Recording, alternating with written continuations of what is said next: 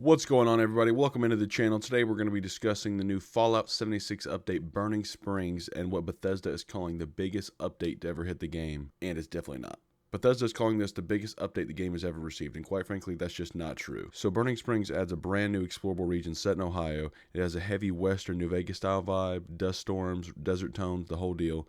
Visually, it looks pretty cool. I like them branching out into new areas, but let's not pretend like this is some huge, massive world expansion. It's actually quite small. It's more on par with Skyline Valley. They added the Ghoul from the Fallout TV show into the game, voiced by the legendary Walton Goggins, and he also introduces the new bounty hunting system. Now look, hearing Walton Goggins on Fallout is amazing. You will get no complaints from me there. But his character model, homie looks like a burnt peanut.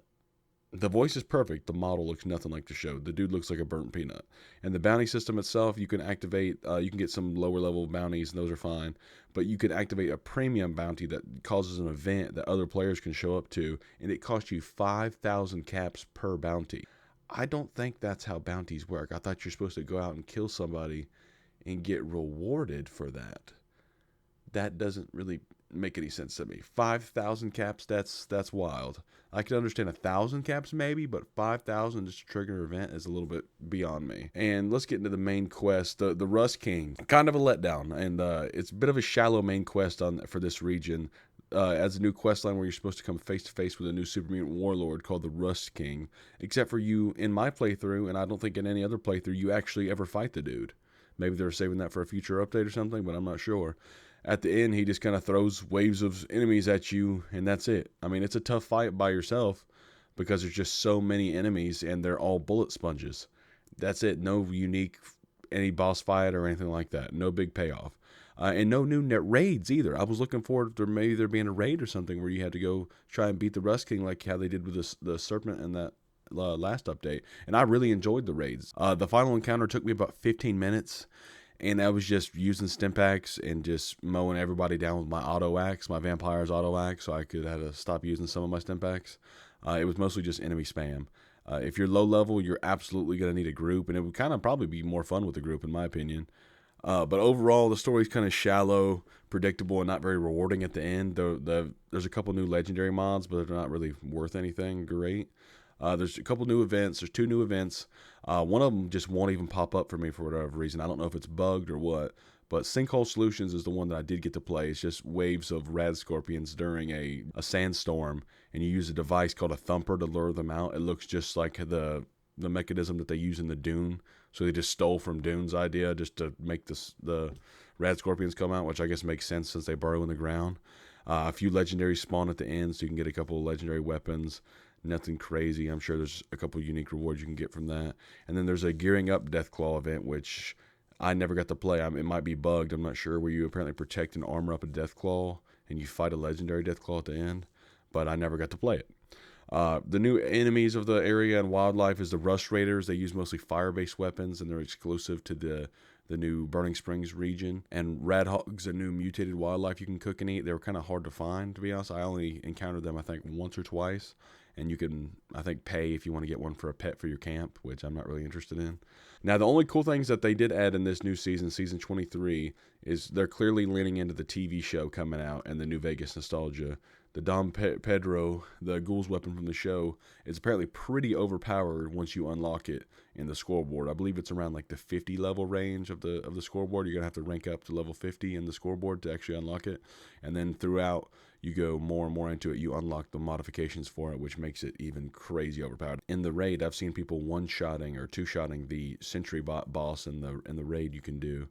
They've got Benny's checkered suit and the Pip-Boy 2 Billion, which I thought was pretty funny, but that is locked behind the Fallout First paywall, of course.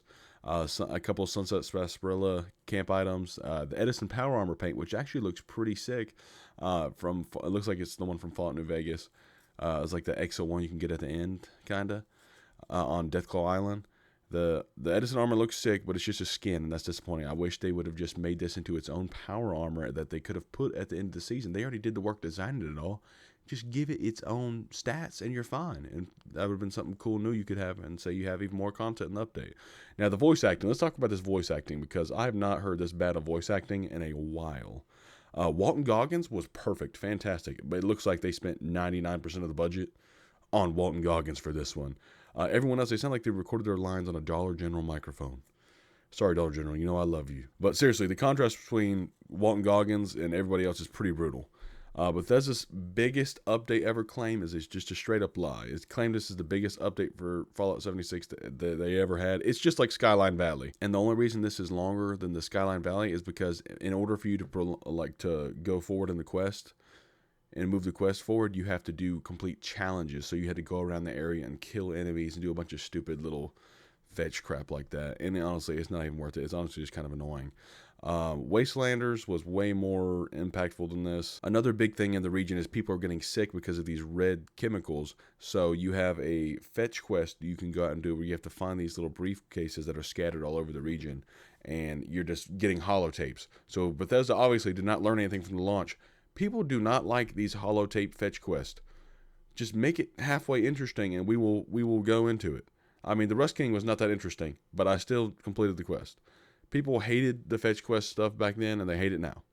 And the stabilities at launch, the reason it's taking me so long to get this out is I had a day where I planned to just knock out this entire review and everything, but I could not do it, and I had to work the next few days.